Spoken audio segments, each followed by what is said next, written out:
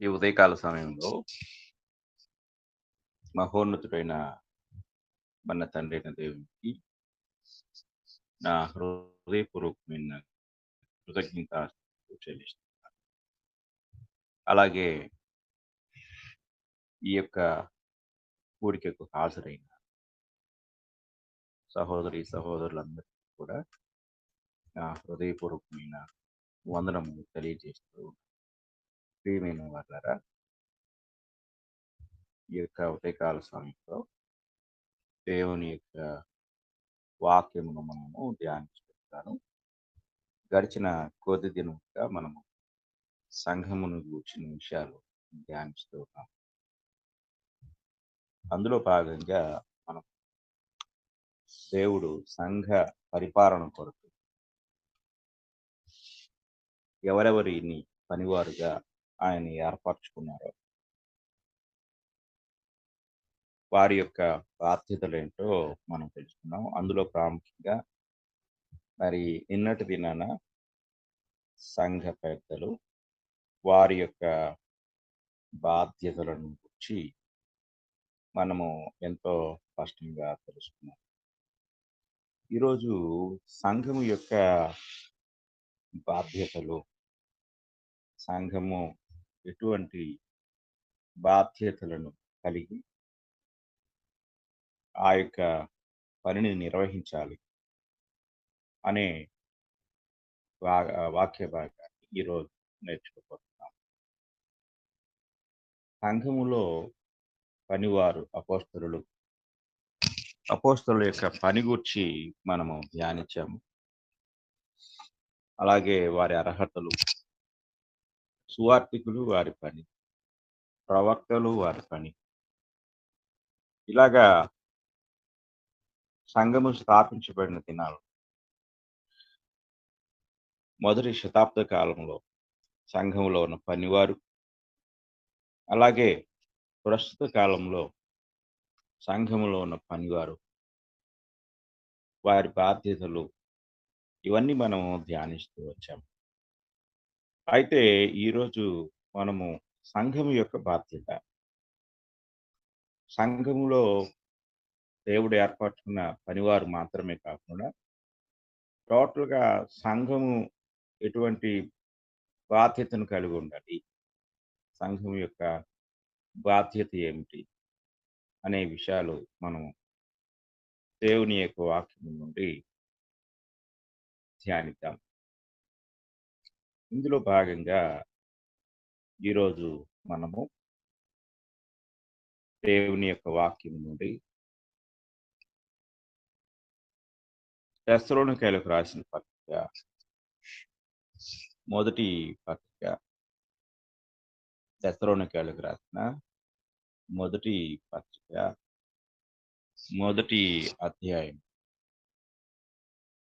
తెస్సలోనికైలకు రాసిన పత్రిక, మొదటి పత్రిక, మొదటి అధ్యాయాన్ని మనము చదువుతాం. మొదటి అధ్యాయంలో 7వ వచనం మనం చదువుతాం.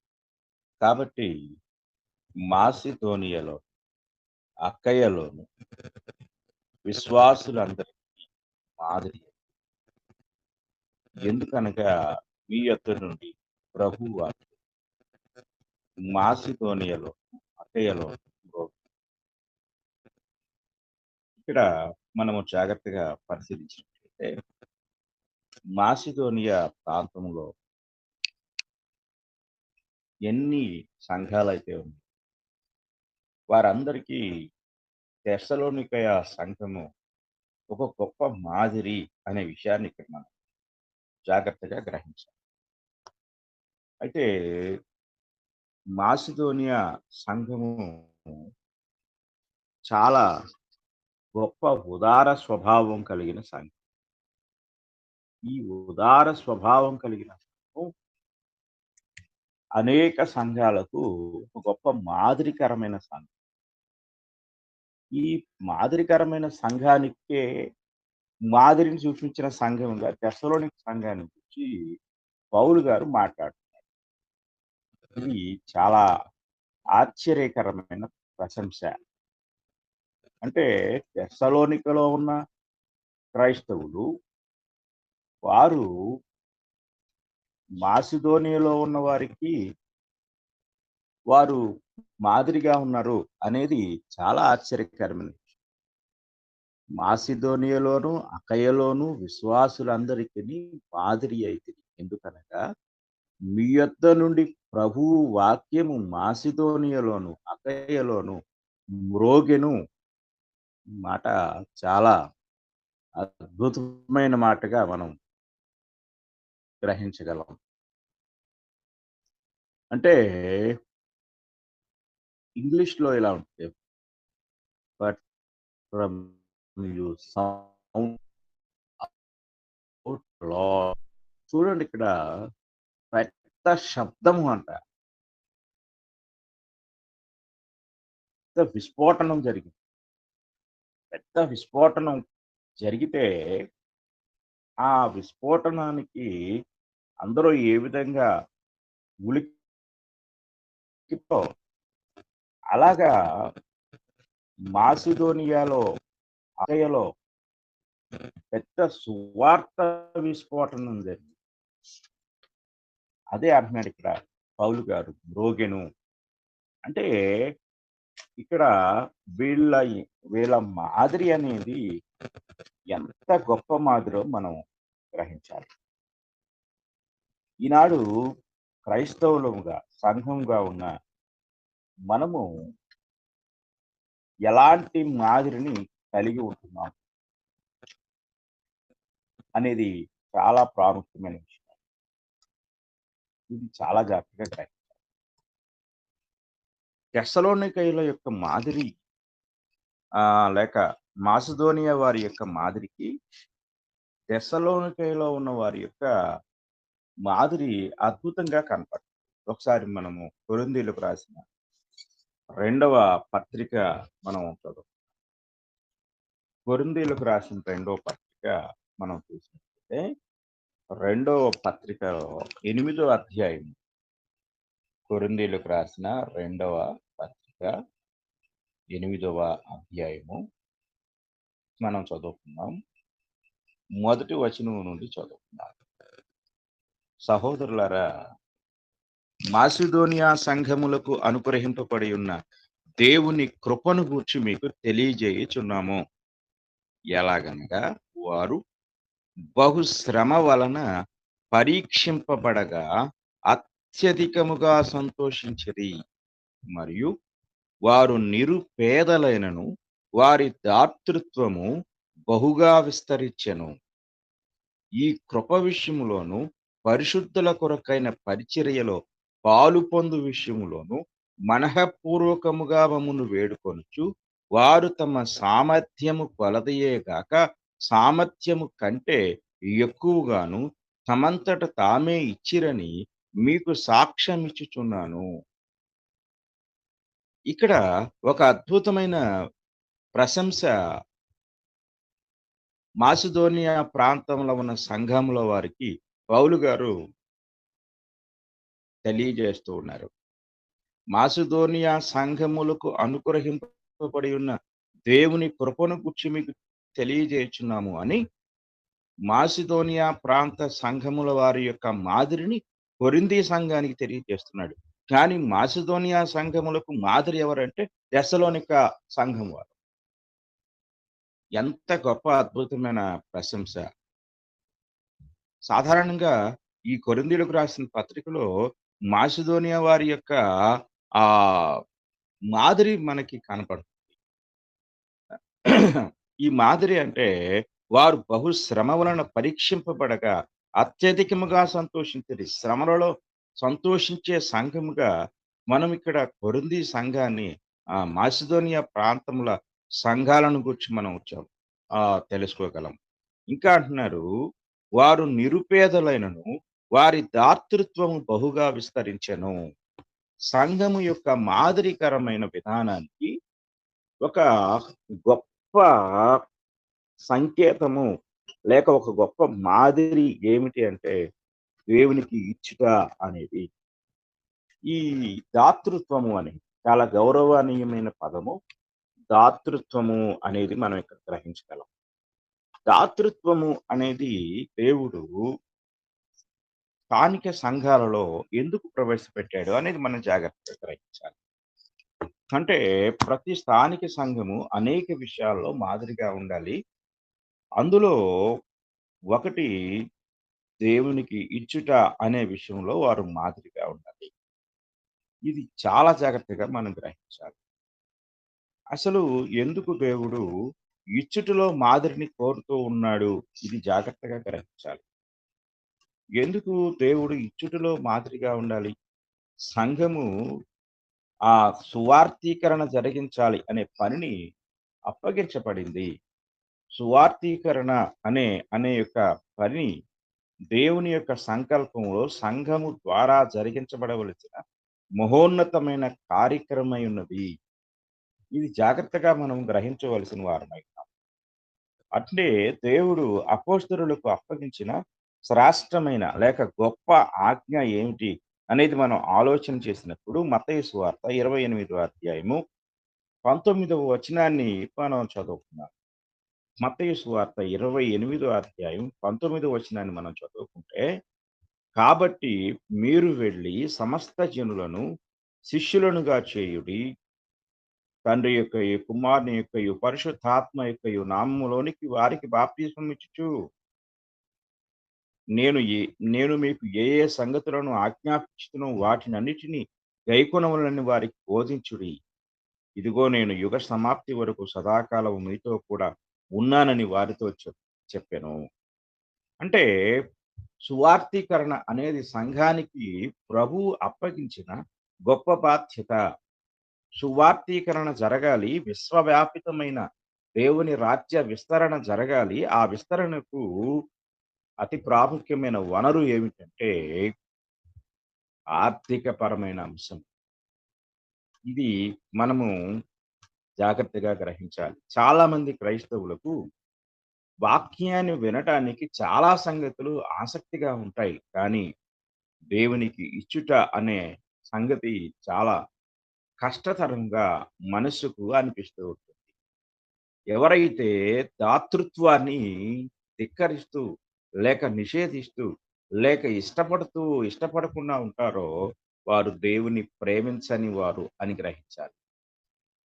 జాగ్రత్తగా మనం ఆలోచించాలి. ఎవరైతే దేవుని ప్రేమిస్తారో, వారు దాతృత్వాన్ని ఇష్టపడుతూ ఉంటారు. ఎందుకంటే, దాతృత్వము దైవ లక్షణము అనేది మనం గుర్తుంచుకోవాలి.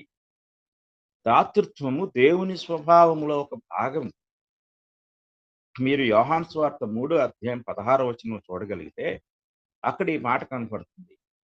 దేవుడు లోకమును ఎంతో ప్రేమించెను కాగా, ఆయన తన అద్వితీయ కుమారునిగా పుట్టిన వాని యందు విశ్వాసముంచు ప్రతివాడును నశింపక నిత్య జీవం పొందునట్లు ఆయనను ఇచ్చెను అనే మాట కనపడుతుంది.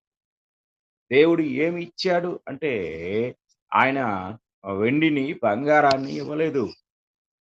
మొదటి పేతురు పత్రిక మొదటి అధ్యాయం 18వ వచనం మీరు చూడగలిగితే అక్కడ ఈ మాట కనపడుతుంది. పితృ పారంపర్యమై మీ వ్యర్థ ప్రవర్తనను విడిచిపెట్టినట్టుగా వెండి బంగారముల వంటి క్షయ వస్తువుల చేత మీరు విమోచింపబడలేదు గాని, అంటే మిమ్మల్ని విడిపించటానికి వెండిని, బంగారాన్ని ఆయన వినియోగించలేదు.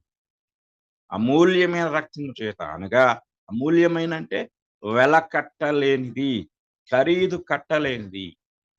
అంటే అసలు అది ఎంత ఖరీదు నిర్ణయించలేదు. దేవుడే నిర్ణయించలేకపోయాడు క్రీస్తు రక్తానికి. అంత ఖరీదు నీకోసము దేవుడు ఇచ్చేశాడు. కనుక ఇచ్చుట అనేది దైవికమైన లక్షణము. సంఘము యొక్క బాధ్యత, సంఘ నిర్వహణకు, సంఘ కార్యక్రముల నిర్వహణకు దేవుడు సంఘములో ఇచ్చుట అనే నియమాన్ని పెట్టాడు. ఈరోజు మనము మన దేశంలో అనేక కార్యక్రమాలను నిర్వహిస్తూ ఉంటాం. ఇప్పటికీ కూడా మనము ఎవరో ఒకరి వైపు చూస్తూ ఉంటాము. ఈ అమెరికా వారి వైపో, లేక ఇతర ఆహ్, వ్యక్తుల వైపో, సంఘానికి చెందని వారి వైపు, అన్యుల వైపు మన చేతులు చాపుతూ ఉంటాం. అది ఎంత అవమానమో మనం ఆలోచించాలి.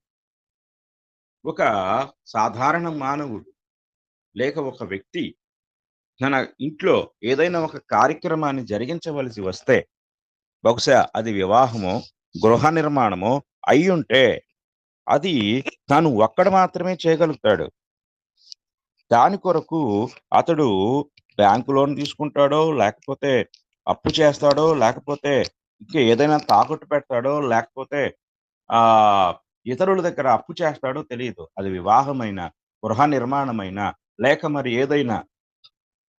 కానీ సంఘం అంటే అనేక మంది విశ్వాసుల సమూహం. అందులో 10 మందుండొచ్చు, 20 మందుండొచ్చు, ఎంతమందైనా ఉండొచ్చు. కానీ ఇంతమంది కలిసి కూడా ఒక చిన్న స్థలాన్ని నిర్మించడానికి, లేక మందిరాన్ని నిర్మించడానికి అందరి సహాయాన్ని కోరుతూ ఉంటాం.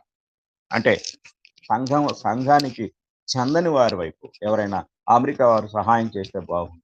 లేకపోతే ఏ రాజకీయ నాయకుడో సహాయం చేస్తే బాగుండు అని చెప్పేసి మనం ఇతరుల వైపు చూస్తూ ఉంటాం. అలా మనము దేవుని ప్రేమించలేని వారము. దేవుని యొక్క లక్షణాన్ని అంటే ఇచ్చుట అనే లక్షణాన్ని కలిగి ఉండలేని వారం. కనుక స్థానిక సంఘం యొక్క స్వయం పరిపాలనకు ఆర్థిక వనరు చాలా ప్రాముఖ్యమైనది.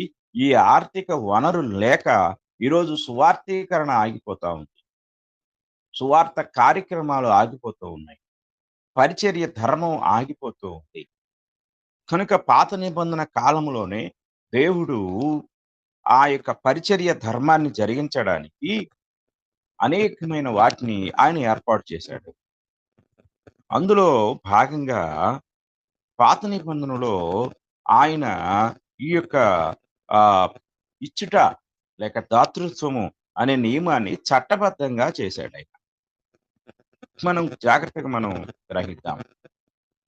మొదటిగా మనం పాత నిబంధనకు వచ్చినట్లయితే, పాత నిబంధనలో ఆయన ఈ యొక్క ఇచ్చుట అనే మాటకి అర్పణ అనే పేరు పెట్టాడు. అర్పణ అనే మాట మనం చాలా జాగ్రత్తగా పరిశీలన చేసినట్లయితే మిన్కా అనే హెబ్రీ మాట నుండి అర్పణ అనే మాట వచ్చింది.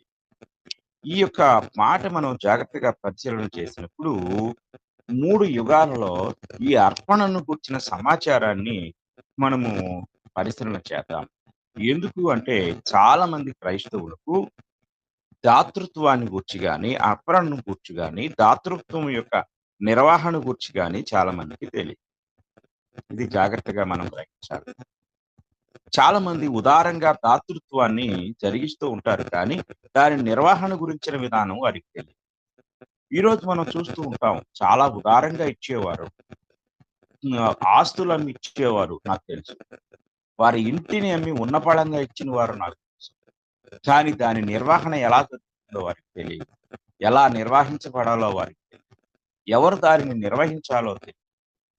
కనుక క్రీస్తు ప్రభు యొక్క సంఘం యొక్క మాదిరి అనేది మనము చాలా జాగ్రత్తగా పరిశీలించినట్లయితే తెస్సలోనిక సంఘం యొక్క మాదిరిని మాసిదోనియా ప్రాంతంలో సంఘముల వారు తీసుకున్నారు. మాసిదోనియా ప్రాంతములో ఉన్న ఆ యొక్క మాదిరిని క్రొత్త నిబంధనలో సంఘముగా ఉన్న ప్రతి ఒక్కరు, నేటి కాలంలో సంఘముగా ఉన్న మనమందరం కూడా గ్రహించవలసిన వారమై ఉన్నాం. ఇక మనము 3 యుగాల్లో ఈ ఇచ్చుటను గుర్చిన ఆజ్ఞ మనం జాగ్రత్తగా పరిశీలన చేసినట్లయితే, పితరుల యుగంలో ఇచ్చుట అనే ఆజ్ఞ అసలు లేనే లేదు. కానీ మనందరికీ కూడా ఒక గొప్ప మాదిరి పితరుల యుగంలో ఉన్న విశ్వాసులైన వారు పితరులు ఎంతో చక్కగా దేవునికి ఇచ్చారు. ఇది మనం జాగ్రత్తగా గ్రహించాలి.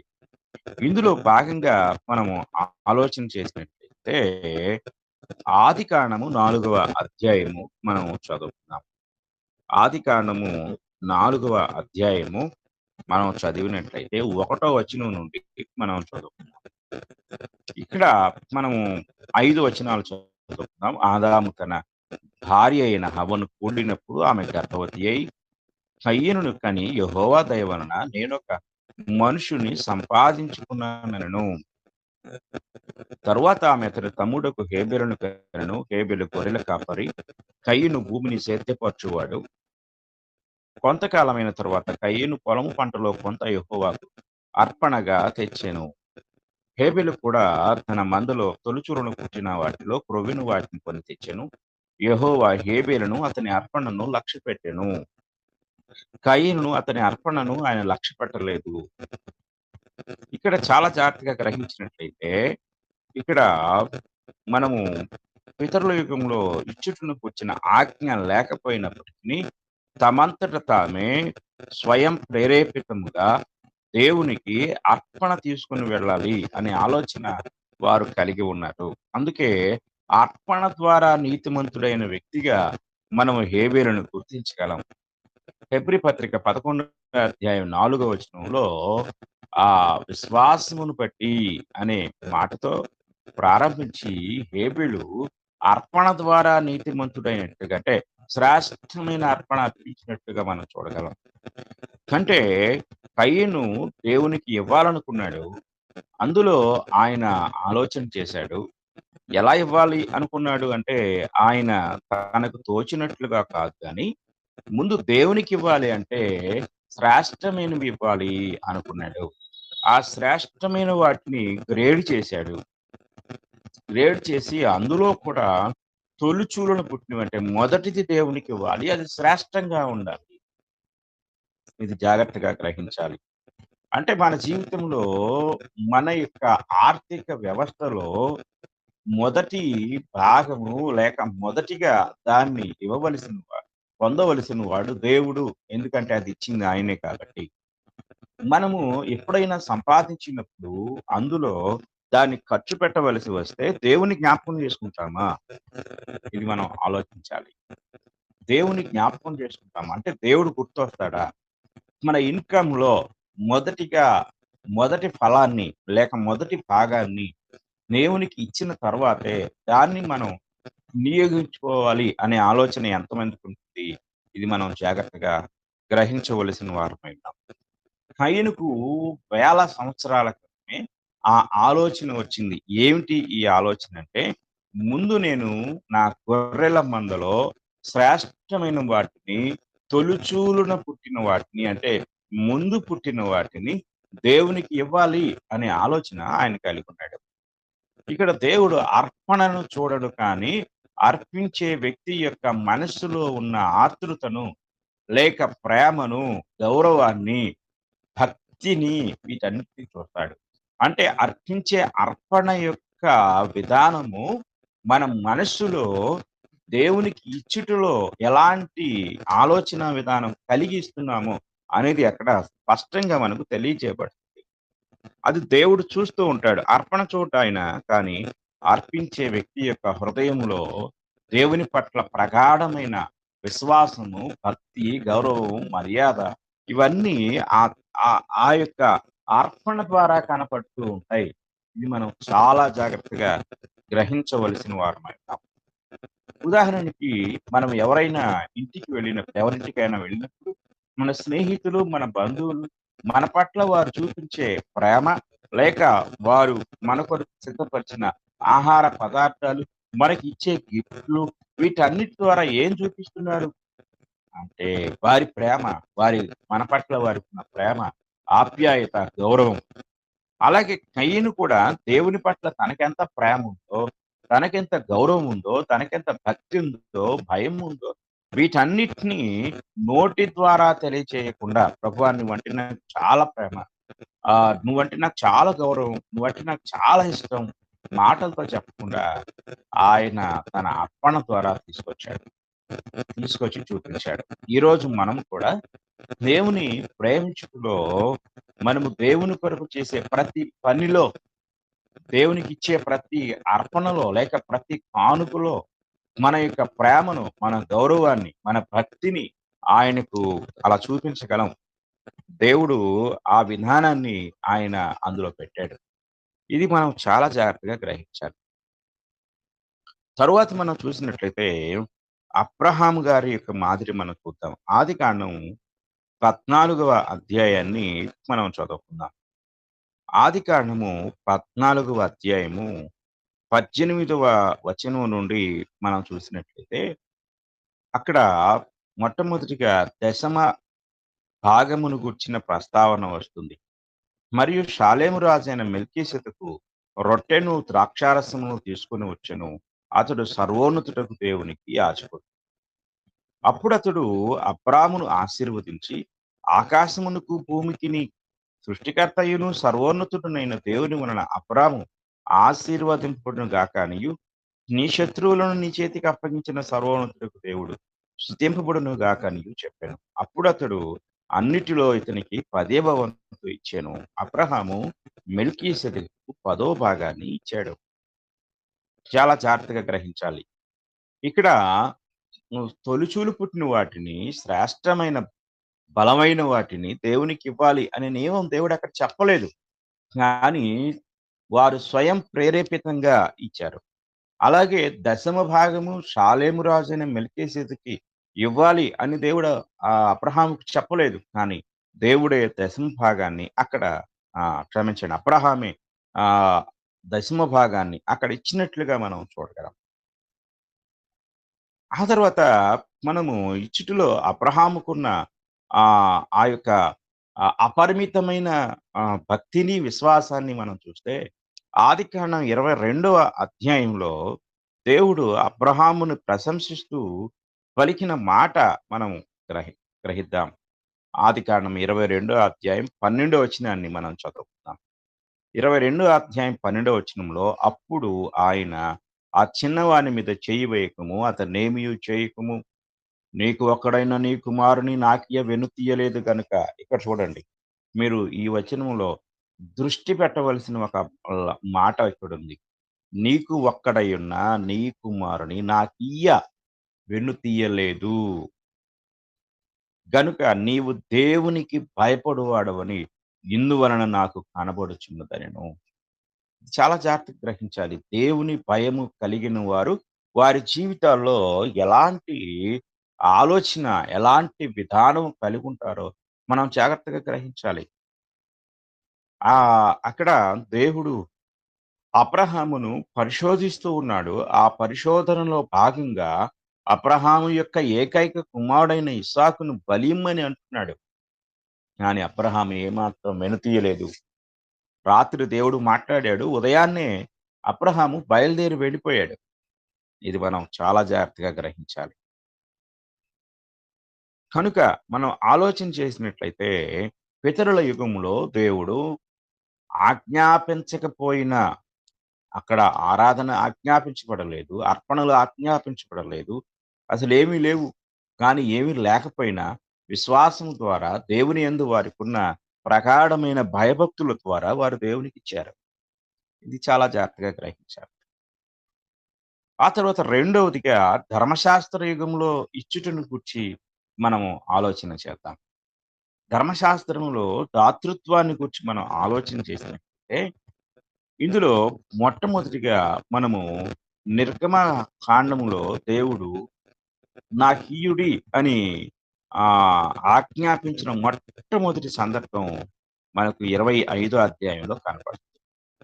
25వ అధ్యాయము 1 నుండి 7 వచనాలు మనం చదువుకున్నట్లయితే యెహోవా మోషేకు ఇలాగ సెలవిచ్చెను. నాకు ప్రతిష్ఠార్పణ తీసుకొని రండని ఇశ్రాయేలీయులతో చెప్పుము. మనఃపూర్వకముగా అర్పించు ప్రతి మనుషుని యొద్ద దాన్ని తీసుకొనవలెను. మీరు వారి యొద్ద తీసుకొనవలసిన అర్పణలేవనగా బంగారు, వెండి, ఇత్తడి, నీల ధూమ్ర రక్త వర్ణములు, సన్నపు నార, మేక వెంట్రుకలు, ఎరుపు రంగు వేసిన పొట్టేళ్ల తోళ్ళు, సముద్రవత్సల తోళ్ళు, తుమ్మ కర్రలు, ప్రదీపమునకు తైలము, అభిషేక తైలమునకును పరిమళ ద్రవ్యముల ధూపమునకు సుగంధ సంభారములు, లేత పచ్చలు, ఏపోదుకును పతకమునకును చెక్కు రత్నములు అనునవే. నేను వారిలో నివసించినట్టు వారు నాకు పరిశుద్ధ స్థలమును నిర్మింపవలెను. అంటే నా మందిర నిర్మాణము కొరకు మీరు అర్పణలు తీసుకొని రండి అని ఇశ్రాయేలుతో చెప్పు. అలా అక్కడ ఒక కండిషన్ ఉంది. కండిషన్ ఏమిటంటే మనఃపూర్వకముగా అన్నాడు. మోషే అడిగాడు కాబట్టి బలవంతంగా కాదు. దేవుడు అడిగాడు కాబట్టి మరలా దేవుడు ఇవ్వకపోతే కోప్పడతాడని కాదు. ఇక్కడ నేను ఇచ్చే ప్రతి ఒక్కరిని స్కాన్ చేస్తాను. ఆ స్కానింగ్‌లో నాకేం కనపడాలంటే ఆ ఇచ్చేవాడు మనఃపూర్వకంగా ఇవ్వాలి. ఇచ్చేవాడు వెండిస్తున్నాడా, బంగారం ఇస్తున్నాడా అనేది నేను చూడను. అది తరువాత పాయింటు. ముందు మనఃపూర్వకంగా నా దేవుని పనికి నేను ఇవ్వాలి అనే ఆలోచన.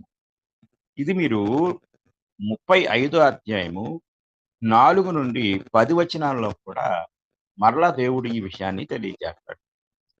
కనుక జాగ్రత్తగా మనం గ్రహించినట్టయితే ధర్మశాస్త్రయుగంలో ఇచ్చుటను గూర్చి మొట్టమొదటిగా దేవుడు ఇక్కడ తెలియజేశాడు. ఇక రెండవది అంటే ఒకటి ప్రత్యక్ష గుడార నిర్మాణమునకు, ఇక రెండవది ప్రత్యక్ష గుడార నిర్మాణం అయిపోయిన తర్వాత ప్రత్యక్ష గుడార నిర్వహణకు దేవుడు లేవీయులను ఏర్పరచుకున్నాడు. లేవీయులను అలాగే లేవీయుల్లో మరి కొందరిని యాజకులనుగా ఆయన ఏర్పాటు చేసుకున్నాడు. అలా ఏర్పాటు చేసుకున్న వారి యొక్క మెయింటెనెన్స్ కొరకు దేవుడు ఏం చేశాడంటే దశమ భాగాన్ని ఆజ్ఞ రూపంలో తీసుకొచ్చాడు. అబ్రహాము మెల్కీసెదెకుకు స్వయంగా తనంతట తానే దశమ భాగం ఇచ్చాడు. కానీ దేవుడు ఇక్కడ దశమ భాగాన్ని ఆజ్ఞాపిస్తూ ఉన్నాడు. చాలా జాగ్రత్తగా గ్రహించాలి. ఈ ఆజ్ఞ మనం చూస్తే లేవియ కాండము 27 అధ్యాయము 30 వచనాన్ని మనం చదువుకుందాం. లేవియ కాండము 27 అధ్యాయము 30 వచనాన్ని మనం చదువుకుంటే అక్కడ ఈ మాట మనకి కనబడుతుంది. 30 వచనాన్ని మనం చదువుకుందాం. భూధాన్యములలోనేమి, వృక్ష ఫలములలోనేమి, భూ ఫలములన్నిటిలో దశమ భాగము యెహోవా సొమ్ము, అది యెహోవాకు ప్రతిష్ఠితమగును అన్నాడు. అంటే ఇక్కడ దశమ భాగము అనేది యెహోవా సొమ్ము అనేది మనం చాలా జాగ్రత్తగా గ్రహించవలసిన వారమై ఉన్నాము. అలాగే సంఖ్యాకాండము 18వ అధ్యాయము 24వ వచనాన్ని కూడా మనం చదువుకుందాం. సంఖ్యాకాండము 18వ అధ్యాయము 24వ వచనాన్ని మనం చదువుకుందాం. అయితే ఇశ్రాయేలీయులు యెహోవాకు ప్రతిష్ఠార్పణముగా అర్పించు దశమ భాగములను నేను లేవీయులకు స్వాస్థ్యముగా ఇచ్చితిని. అందుచేతను వారు ఇశ్రాయేలీయుల మధ్యను స్వాస్థ్యము సంపాదించకూడదని వారితో చెప్పితిని. ఇక్కడ రెండో మాట కనపడుతుంది. ఒకటి అది ఆ యెహోవా సొమ్ము అన్నాడు. తరువాత లేవీయులకు ఆ సొమ్మును దేవుడు స్వాస్థ్యముగా ఇచ్చాడంట. ఆస్తిగా ఇచ్చాడంట. ఇది జాగ్రత్తగా గ్రహించాలి. దశమ భాగము గూర్చి మనం నేర్చుకుంటూ ఉండగా చాలా మందికి దశమ భాగాన్ని గూర్చి చాలా సందేహాలు కనపడుతూ ఉంటాయి. బైబిల్‌లో దశమ భాగాన్ని గూర్చి దేవుడు ఏం చెప్పాడు? దానికి సంబంధించిన నియామకం ఏమిటనేది మనం గమనించితే మొదటిగా దశమ భాగము యెహోవా సొమ్ము అనేది మనం జాగ్రత్తగా గ్రహించాలి. ఆ తరువాత మనం ఆలోచించినట్లయితే దశమ భాగాన్ని మనము ఆలోచన చేసినప్పుడు అంటే ఇక్కడ దశమ భాగం అంటే 10వ వంతు. ఇశ్రాయేలీయులకు దేవుడు ఇచ్చిన దశమ భాగ నియామకం అంటే ఒక 10వ వంతుని గురించి దేవుడు తెలియచేయలేదు. ఇది జాగ్రత్తగా గ్రహించాలి. చాలా మందికి దశమ భాగం అంటే ఒక 10వ వంతు అంటే దశమ అంటే 10 అది ఒక్కటే తెలుసు. కానీ దాన్ని ఎలా దేవుడు ఇశ్రాయేలు దగ్గర ఆజ్ఞ రూపంలో ఇచ్చాడు అనే విషయాలు మనం జాగ్రత్తగా పరిశీలన చేసినట్లయితే లేవియ కాండము ఆహ్, సంఖ్యాకాండము 18వ అధ్యాయము 31వ వచనాన్ని మనం చదువుకుందాం. సంఖ్యాకాండము 18వ అధ్యాయము 31వ వచనాన్ని మనం చదువుకున్నట్లయితే మీరు మీ కుటుంబీకులను ఏ స్థలమన్నైనను దాన్ని తినవచ్చును. ఏలయనగా ప్రత్యక్షపు గుడారములో మీరు చేయు సేవకు అది మీకు జీతము అన్నాడు. అంటే ఎవరితో మాట్లాడుతున్నాడు అంటే ఇక్కడ లేవీయులతోనూ లేవి గోత్రములో నుండి వచ్చిన యాజకులతో మాట్లాడుతూ ఉన్నాడు. జాగ్రత్తగా మనం గ్రహించాలి. చూడండి ఇక్కడ మనం 28 వచనం చదువుకుందాం. అట్లు మీరు ఇశ్రాయేలీయుల యొద్ద పుచ్చుకొను మీ దశమ భాగములన్నిటిలో నుండి మీరు ప్రతిష్ఠార్పణమును యెహోవాకు చెల్లింపవలెను. దానిలో నుండి మీరు యెహోవాకు ప్రతిష్ఠించు అర్పణమును యాజకుడైన అహరోనుకు ఇయ్యవలెను. ఇక్కడ గ్రహించవలసిన విషయం ఏమిటంటే, యాజకులు ఈ యొక్క దశమ భాగాన్ని జీతముగా పొందారు అనే విషయాన్ని మనం జాగ్రత్తగా ఆలోచించవలసిన వారమై ఉన్నాం. ఇక మూడో విషయాన్ని గమనించినట్లయితే, దశమ భాగము అనేది మొదటిగా ఇశ్రాయేలీయులు వారు ఒక రూ. 100 వారి దగ్గర ఉంటే, అందులో మొదటిగా ఒక 10వ భాగాన్ని తీసి దేవునికివ్వాలి. అది యెహోవా సొమ్ము. అది యెహోవాకు మాత్రమే చెందుతుంది. ఇంకెవరికీ చెందదు. లేవీయులకు చెందదు, యాజకులకు కూడా చెందదు. దైవికమైన కార్య నిర్వహణకు, దేవాలయ నిర్వహణకు సంబంధించిన వాటిని వినియోగించుటకు ఈ మొదటి దశమ భాగము దేవునికి సొమ్ముగా చెల్లించబడుతుంది. ఆ తర్వాత ఇశ్రాయేలీయులు ఇంకొక దశమ భాగాన్ని తీయాలి. ఆ దశమ భాగము యాజకులకు చెందుతుంది. యాజకులకు చెందింది దేవునికి చెందదు. దేవునికి చెందింది యాజకులకు చెందదు. మొదటిగా వారు దశమ భాగాన్ని దేవునికి చెల్లించాలి. ఆ తరువాత వారు రెండవ దశమ భాగాన్ని యాజకులకు జీతముగా ఇవ్వాలి. ఇది చాలా జాగ్రత్తగా గ్రహించాలి. ఇక మూడో విషయాన్ని మీకు తెలియజేస్తున్నాను. ద్వితీయోపదేశ కాండము 26వ అధ్యాయం చూడండి. ద్వితీయోపదేశ కాండము 26వ అధ్యాయం. 26వ అధ్యాయంలో 12వ వచనాన్ని మనం చదువుకుందాం. 10వ భాగమిచ్చు సంవత్సరమున అనగా 3వ సంవత్సరమున నీ వచ్చుబడిలో 10వ వంతును చెల్లించి అది లేవీయులకును పరదేశులకును తండ్రి లేని వారికి విధవరాండ్రకును ఇయ్యవలెను. వారు నీ గ్రామములలో తిని తృప్తి పొందిన తరువాత నీవు నీ దేవుడైన యెహోవా సన్నిధిని నీవు నీకాజ్ఞాపించిన నీ ఆజ్ఞలన్నిటి చొప్పున నా ఇంట నుండి ప్రతిష్టమైన దాన్ని తీసివేసి లేవీయులకును పరదేశులకును తండ్రి లేని వారికి విధవరాండ్రకును నేను ఇచ్చి ఉన్నాను.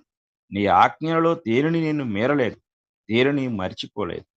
ఇక్కడ చాలా జాగ్రత్తగా మనం పరిశీలన చేసినట్లయితే ఇశ్రాయేలీయులు ఒక సంవత్సరం ఉంది. అది 3వ సంవత్సరం.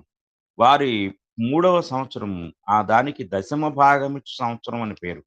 ఆ యొక్క సంవత్సరంలో వారు వారి యొక్క కష్టార్జితంలో 10వ వంతు తీసుకొచ్చి ఎవరికివ్వాలి లేవీయులకివ్వాలి, పరదేశులకివ్వాలి, తండ్రి లేని వారికివ్వాలి, విధవరాండ్రకివ్వాలి.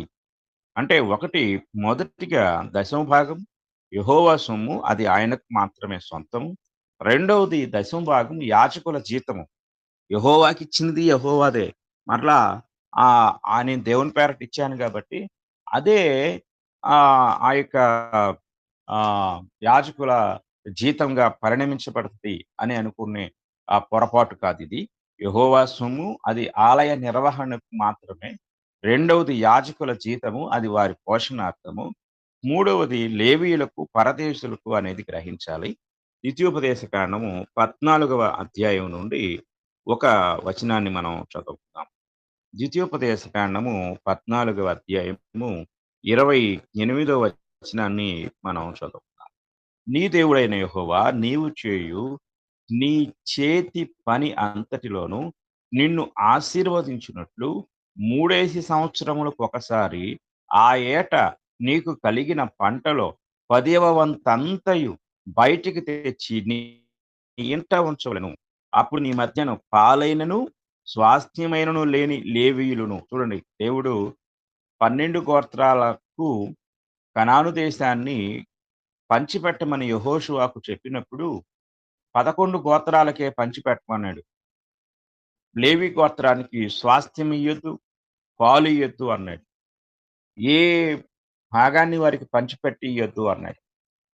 ఎందుకు ఇది ఈ మిగిలిన 11 గోత్రాల ద్వారా వెళ్ళాలి వాళ్ళకి. అంటే 11 గోత్రాల వాళ్ళు వారి భూభాగంలో 10వ వంతు, వాళ్ళ వృక్ష ఆహ్, సంపదలో 10వ వంతు, వారి యొక్క తోటలలో 10వ వంతు ఇలాగ వారికి తీసివ్వాలి. అంటే దేవుడు ఈ 11 గోత్రాలకి ఇస్తే, ఈ 11 గోత్రాల వాళ్ళు లేవి గోత్రానికి ఇవ్వాలి. అంటే ఈ 11 గోత్రాల ద్వారా ఆహ్, మిగిలిన ఆ యొక్క లేవి గోత్రానికి ఇవ్వాలి. వీళ్ళు ఇవ్వాలి అనేది దేవుని యొక్క నియమం. దేవుడు డైరెక్ట్‌గా ఇవ్వచ్చు. కానీ అలా కాకుండా మీరే 10వ వంతు తీసి వారికి ఇవ్వండి అన్నాడు. కాబట్టి ఈ మూడవ సంవత్సరం చూడండిక్కడ. అప్పుడు నీ మధ్యను పాలైనను, స్వాస్థ్యమైనను లేని లేవీయులును, నీ ఇంటనున్న పరదేశులను కొంతమంది పరదేశులు ఇశ్రాయేళ్ల ఇంట జీతగాళ్ళుగా పనిచేస్తూ ఉన్నారు. వారికివ్వాలి, తండ్రి లేని వారికివ్వాలి, విధవరాండ్రకివ్వాలి. వారందరికీ ఇచ్చి వారు భోజనం చేసి తృప్తి పొందుదురు అని ఇక్కడ తెలియజేశాడు. అంటే దశమ భాగము యెహోవా సొమ్ము అది ఆయనకు, యాజకుల జీతము యాజకులకు, మూడవది లేవీయులకు, పరదేశులకు. ఇక నాలుగవ పాయింట్ మనం చూసినట్టయితే, దశమ భాగము సమస్తమైన వాటిలో నుండి ఇవ్వాలి అనే నియమాన్ని దేవుడు తెలియజేశాడు. ఇది చాలా జాగ్రత్తగా గ్రహించాలి. దేవుని వాక్యాన్ని మనం పరిశీలన చేసినట్టయితే, దశమ భాగము సమస్తమైన వాటిలో నుండి ఇవ్వాలి. రెండవ దినవృత్తాంతములు 31వ అధ్యాయాన్ని మనం చదువుకుందాం. రెండవ దినవృత్తాంతములు 31వ అధ్యాయము 5వ వచనం నుండి మనం చదువుకుందాం. చూడండి 5వ వచనం. ఆ ఆజ్ఞ వెల్లడి ఎగుట తోడనే ఇశ్రాయేలీయులు ప్రథమ ఫలములైన ధాన్య ద్రాక్షారసములను, నూనెను, తేనెను, సస్య ఫలములను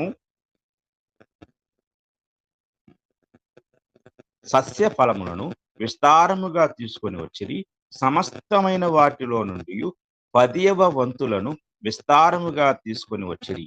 యూదా పట్టణములలో కాపురమున్న ఇశ్రాయేలు వారును, యూదా వారును ఎద్దుల్లోను, గొర్రెల్లోను 10వ వంతును, తమ దేవుడైన యెహోవాకు ప్రతిష్ఠితములైన వస్తువులలో 10వ వంతును తీసుకొని వచ్చి కుప్పలుగా కూర్చిరి. వారు 3వ మాసమందు కుప్పలు వేయనారంభించి 7వ మాసమందు ముగించిరి. హిజ్కియాయును అధిపతులను వచ్చి ఆ కుప్పలను చూచి యెహోవాను స్తుతించి ఆయన జనులైన ఇశ్రాయేలును దీవించిరి. హిజ్కియా ఆ కుప్పలను గూర్చి యాజకులను, లేవీయులను ఆలోచన అడిగినందున సాదోకు సంతతి వాడును ప్రధాన యాజకుడునగు అజర్యా యెహోవా మందిరములోనికి జనులను కానుకలు తెచ్చుట మొదలుపెట్టినప్పటి నుండి మేము సమృద్ధిగా భోజనము చేసినను చాలా మిగులుచున్నది.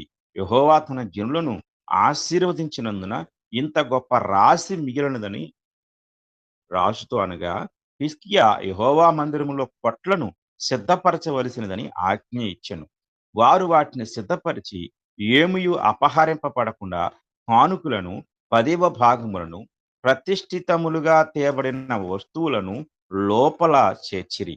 లేవీయుడైన కొనన్య వాటి మీద విచారణకర్తగా నియమింపబడెను. అతని సహోదరుడైన షిమి అతనికి సహకారిగా ఉండెను. మరియు యెహీయేలు ఆహ్, 12వ వచనం వరకు అయిపోయిందండి. ఇక్కడ దశమ భాగం యొక్క సమీకరణ లేక సేకరణ మనం గమనించినప్పుడు, వారు ఎలా ఇచ్చారంటే, వారికున్న వాటన్నిట్లో నుండి తీసుకొచ్చి ఇచ్చినట్లుగా ఇక్కడ మనం చూడగలం. ఈ ఇక దాని యొక్క నిర్వహణ ఈరోజు మనం చాలా సంఘాలలో మనము కేవలము తీసుకొనటమే జరుగుతూ ఉంటుంది. కానీ వాటి నిర్వహణ గూర్చిన వివరాలు చాలా మంది తెలియచేయరు. ఇది చాలా దురదృష్టకరం. సువార్త సేవ విస్తరణకు ఒక పెద్ద ఆటంకం ఏమిటి అంటే, ఒకటి ఇవ్వకపోవటం అయితే, 2 ఇచ్చిన వాటిని యొక్క మెయింటెనెన్సు బాధ్యతాయుతంగా సంఘానికి తెలియజేయకపోవటం. చాలా సంఘాల్లో ఇవ్వండి అని అడుగుతూ ఉంటారు. పలానా అవసరం ఉంది ఇవ్వండి అని అడుగుతూ ఉంటారు. ఉదాహరణకు ఒక మీటింగ్ పెడుతున్నాం 3 రోజులు ఇవ్వండి అని అడుగుతారు. అందరూ తమకు తోచిందంతా తెచ్చి ఇస్తూ ఉంటారు. అయితే దాన్ని నిర్వహించే సంఘ పెద్దలు, ఒకవేళ సంఘ పెద్దలు లేకపోతే పరిచారకులు లేకపోతే స్థానిక సువార్థికుడు దాన్ని నిర్వహిస్తూ ఉన్నప్పుడు దాని లెక్కలు ఖచ్చితంగా సంఘానికి తెలియచేయవలసిన వాడై ఉన్నాడు. ఇదిగో చూడండి ఇక్కడ కుప్పలు కుప్పలుగా వచ్చినియంట. అవి ఎక్కువైపోయినప్పుడు వాటిని నిల్వ చేయటానికి స్టోర్ రూములు కట్టించాడు. కట్టించి అందులో పెట్టి వాటి యొక్క లెక్కల వివరాలను అంటే ఇక్కడ లేవీయులైన కొనన్యా వాటి మీద విచారణకర్తగా నియమింపవలెను అన్నాడు. అంటే ట్రెజరర్‌లను ట్రెజరీ ఒకటి నిర్వహించబడింది. వారు దాని మీద విచారణకర్తలుగా ఉన్నారు. ఇది గ్రహించాలి. సువార్థికుడు విచారణకర్తగా ఉండాలి. లేదా ఎవరైనా ఒక వ్యక్తిని విచారణకర్తగా నియమించి ప్రతి ఆదివారం వచ్చే కానుకలు లేక వాటి యొక్క నిర్వహణ ఎలా అవి నిర్వహించబడుతున్నాయి, వాటిని ఎలా ఖర్చు పెడుతున్నామో వాటిని సంఘానికి తెలియచేయవలసిన బాధ్యత ఉంది.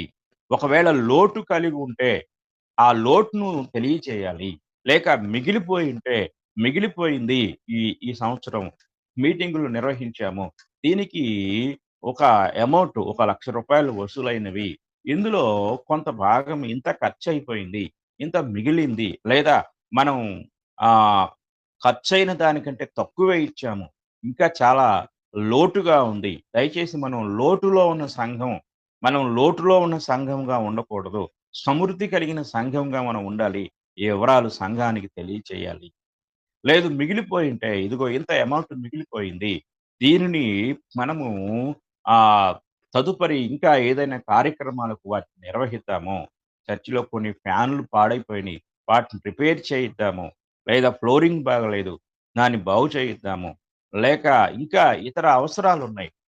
వాటిని కొరకు వినియోగిద్దాము అని ఇచ్చిన వారిని సేవకుడు హిజ్కియా వలె ఆశీర్వదించి ఇంకా దేవుని పరిచర్యలో విస్తారమైన ఇచ్చుట అనే భాగస్వామ్యాన్ని కలిగి ఉండాలని, అలాగే సువార్తీకరణ జరిగించడానికి వారి యొక్క ఇచ్చుట అనే దాతృత్వము చాలా ఉపయోగకరమైనది అని తెలియజేయాలి.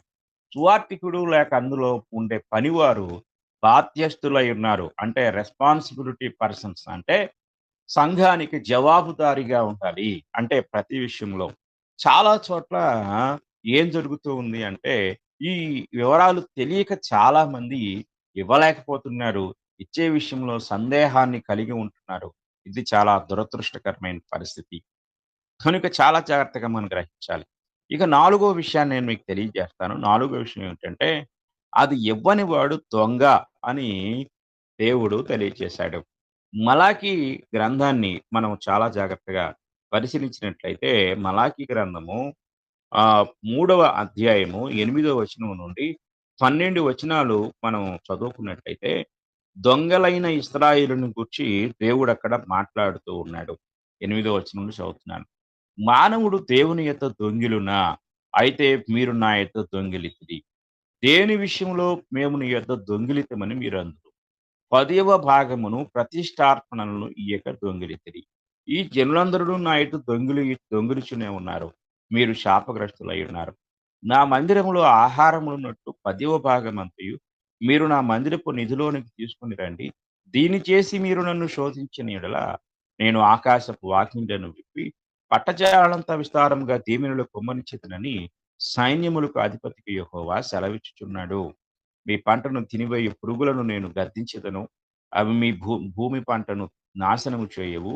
మీ ద్రాక్ష చెట్లు అకాల ఫలమును రాల్పక ఉండునని సైన్యములకు అధిపతికి యెహోవా సెలవిచ్చుచున్నాడు. అప్పుడు ఆనందకరమైన దేశంలో మీరు నివసింతురు గనుక అన్ని జనులందరూ మిమ్మును ధన్యులందరిని సైన్యములకు అధిపతి యెహోవా సెలవిచ్చుచున్నాడు.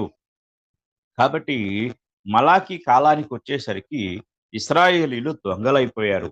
అంత మాత్రమే కాదు. వారు దేవునికి ఇవ్వటంలో వారు ఎలాంటి దుర్మార్గపు ఆలోచన వారు చేశారు అనేది మనం గ్రహించితే, మొదటి అధ్యాయానికి మనం వెళ్ళినప్పుడు మలాకి గ్రంథం మొదటి అధ్యాయము 6వ వచనంలో ఇలా అంటాడు. కుమారుడు తన తండ్రిని ఘనపరచును గదా! దాసుడు తన యజమానిని ఘనపరచును గదా! నా నామమును నిర్లక్ష్యపెట్టు యాజకులారా, నేను తండ్రినైతే నాకు రావలసిన ఘనత ఏమాయను? నేను యజమానునైతే నాకు భయపడువాడెక్కడ ఉన్నాడు? అని సైన్యములకు అధిపతికి యెహోవా మిమ్మును అడుగగా, ఏమి చేసి నీ నామమును నిర్లక్ష్యపెట్టితిమని మీరందురు. నా బలిపీఠం మీద అపవిత్రమైన భోజనమును మీరు అర్పించుచు ఏమి చేసి నన్ను అపవిత్రపరిచితిరని మీరందురు. యెహోవా భోజనపు బలను నీచపరిచినందు చేతనే కదా! గ్రుడ్డిదాన్ని తీసుకొని బలిగా అర్పించిన యెడల అది దోషము కాదా? కుంటిదాన్నైనను, రోగం గలదాన్నైనను అర్పించిన యెడల అది దోషము కాదా? అట్టి వాటిని నీ అధికారికి నీవిచ్చిన యెడల అతడు నీకు దయచూపునా, నిన్ను అంగీకరించునా అని సైన్యములకు అధిపతి యెహోవా అడుగుచున్నాడు.